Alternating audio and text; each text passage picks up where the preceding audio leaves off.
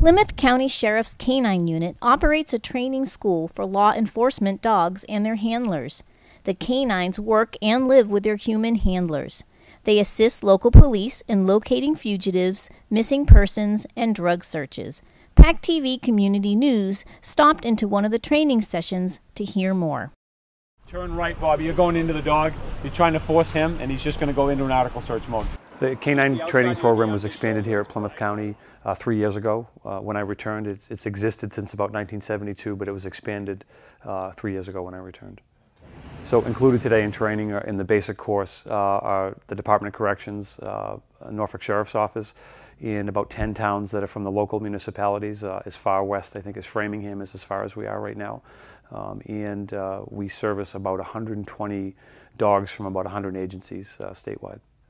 So after dogs receive their basic patrol training, which is really the utilitarian of the dog world, they do tracking, searching, locating evidence, finding good people, finding bad people, search areas, search buildings. They're sort of the jack of all trades for us. Then they would come back about a year later and they would receive some sort of specialized training. That specialized training is really precisely that. They would learn one specialized training on top of their normal patrol duties. So it could be for some of the drug dogs that are single-purpose detection dogs. You'll see some of those today. They would come back and after learning their drug training, they would come back and learn friendly find. So if we had a missing child or an elderly person, we would use those dogs to help locate them. We also now are training dogs for cell phone detection, which seems a little bit strange, but in the prison systems now, nationally, it's a giant issue where criminals are continuing to be criminals because they have cell phones available, smuggled into them inside the prison system. So we've trained a few of those dogs over the last 2 to 3 years, and then by far the busiest dogs would either be our narcotics detection dogs or our firearms detection dogs. And that role changes as the times change. So 10 years ago, a drug dog maybe only found 8 or 10 target orders. Now they find 35 to 40. As more things get abused, then the more we have to train our dogs to locate them. Firearms training has progressed over the last 10 years as well, where before it was more or less just looking for shell casings or discarded weapons. Now it's a bit more of a forensic approach, where the dogs are finding forensic evidence that a gun has been fired or stored in a certain place. So a dog's senses, if we were going to scale them, the sight would be the worst, unless we're in no or low light. So they have a little bit different makeup of rods and cones in their eyes than we would. So they're a little bit better at detecting movement in low or no light situations because they do pick up, they're night hunters primarily, or can be. So they would have a little bit easier time detecting movement through ambient light.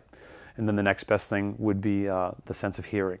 So hearing for us is, we joke all the time that the dog is the oldest technology in the world. We use all of their senses that are unique to them to make our job a whole lot safer. So we use our dogs a lot now as a listening post. Prior to us even being able to get maybe close enough to use their nose, we'll use their ears first and use them like a four-legged radar dish and see what their reactions are to the environment. And then by and large, the most sense that we use is the sense of smell. And so that's how about 99% of what our dogs do now is based through a sense of smell. And that could be the detection of contraband or evidence or people. It wants to be this, Bobby. If he's sitting here, step into him and then start turning this way so he's driving your hand and keep loading food, keep loading food. There you go, that's it there, Bobby. Try not to drop it though, no Jesus hands.